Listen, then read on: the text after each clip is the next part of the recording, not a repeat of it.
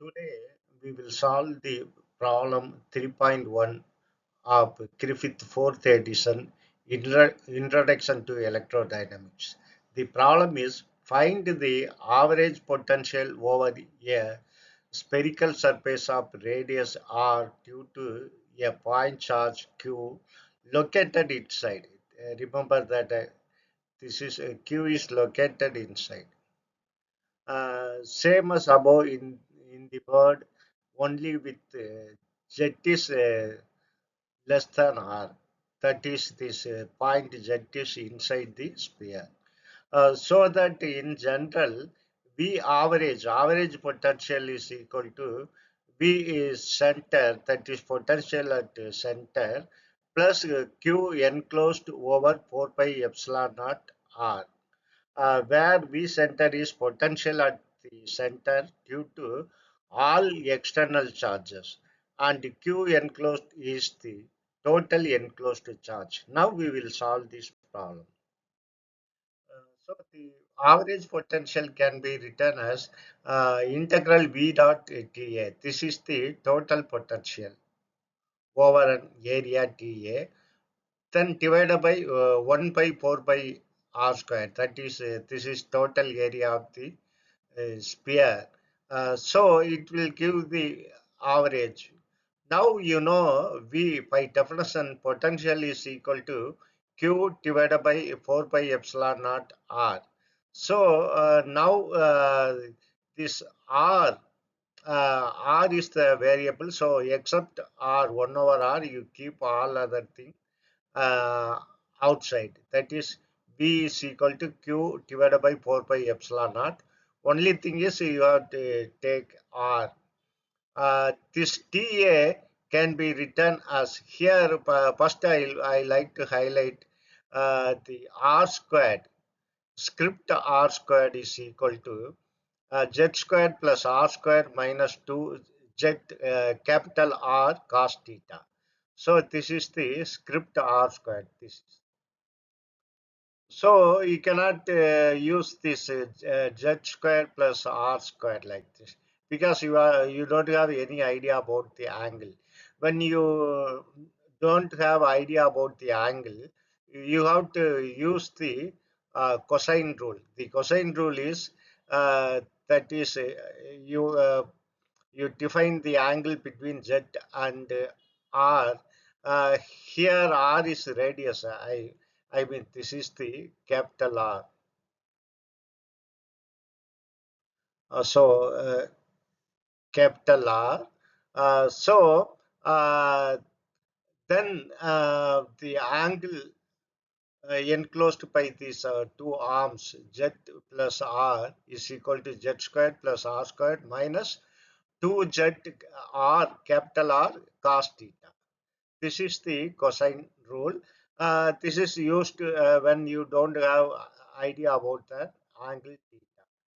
Then what is R? Script R is equal to square root of this one. That is Z squared plus R squared minus 2Z capital R cos theta. So now what is TA? You know T tau we have written as R squared T R, small r squared T R. Here since it's area, we are taking only R squared, capital R squared, there is no T R.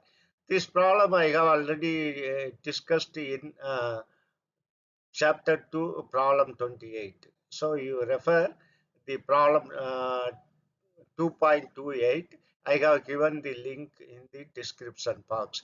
So TA is equal to capital R squared sine theta t theta t pi. So now this TA is replaced by this one, capital R squared sine theta t theta t pi. And this 1 over r, here you have r, 1 over r is equal to square root of z squared plus r squared minus 2z r cos theta. Now you can see here this r squared will get cancelled with this r squared. So naturally you will get 1 over 4 pi. This is q divided by 4 pi epsilon naught.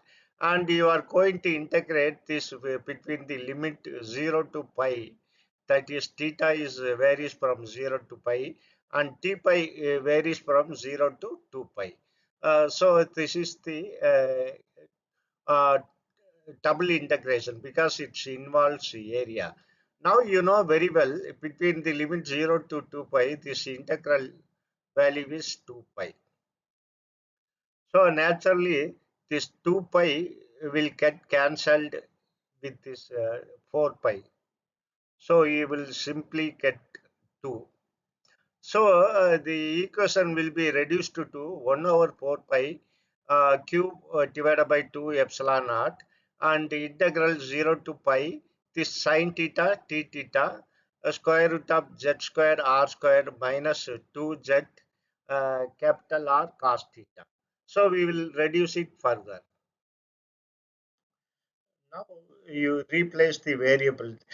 We got that average potential is equal to 1 over 4 pi q divided by 2 epsilon naught integral between 0 to pi sine theta t theta divided by square root of z squared plus r squared minus 2z r cos theta. So now you replace this term inside the square root, that is z squared plus r squared minus 2z r cos theta as u. Then what is du by dt? You differentiate this with respect to theta.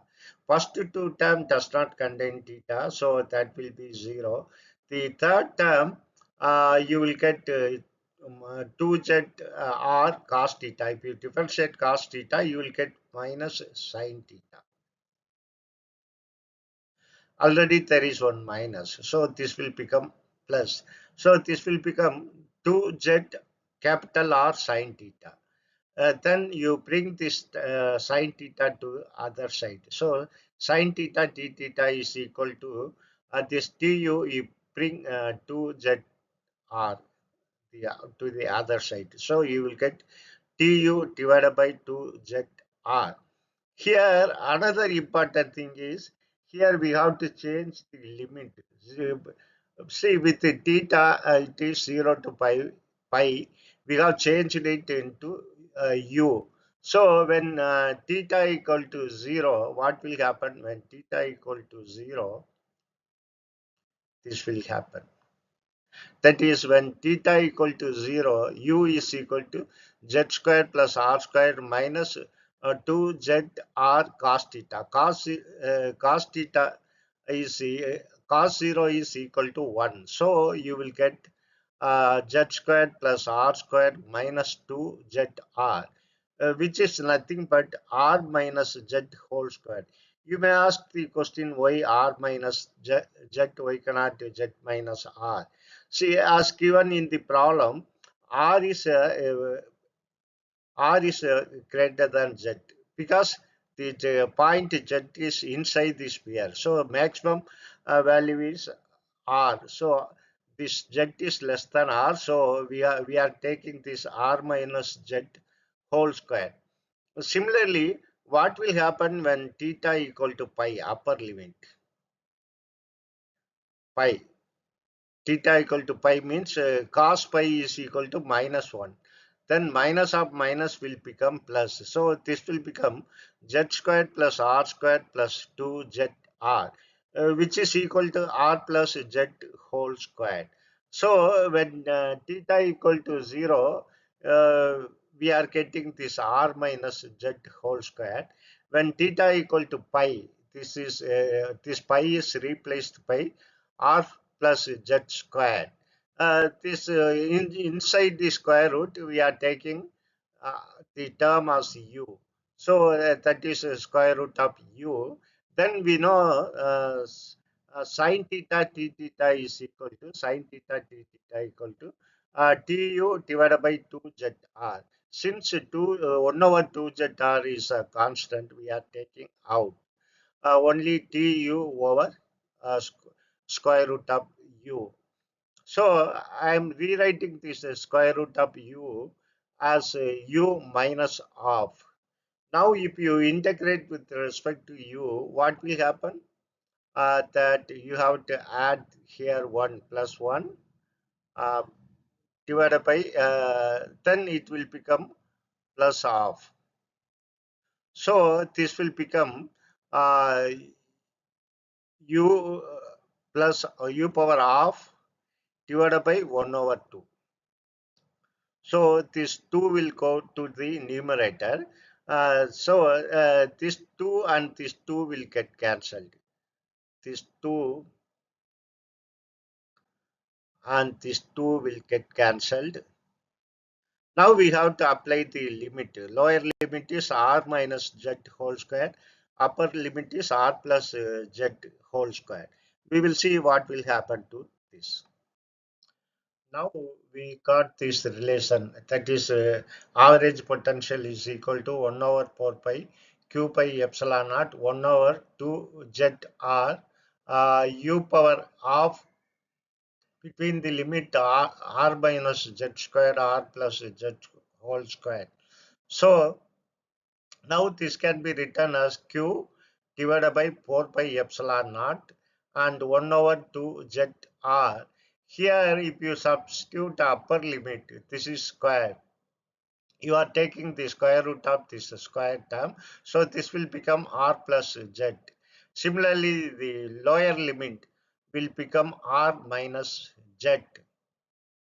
So when you are subtracting this, r minus r will get cancelled.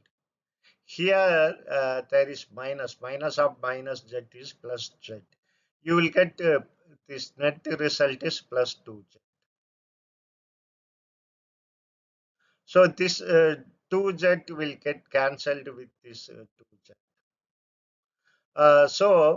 You will get q divided by 4 pi epsilon naught r. This is the average potential. Now you think other way around. What will happen if point P is outside the sphere? What will happen? Then in that case, this will become, I will use different color. Uh, Instead of this, I will write first term will be r plus z minus second term. Here in this case, z is bigger number. So z minus r. Sorry, z minus r. Z minus r.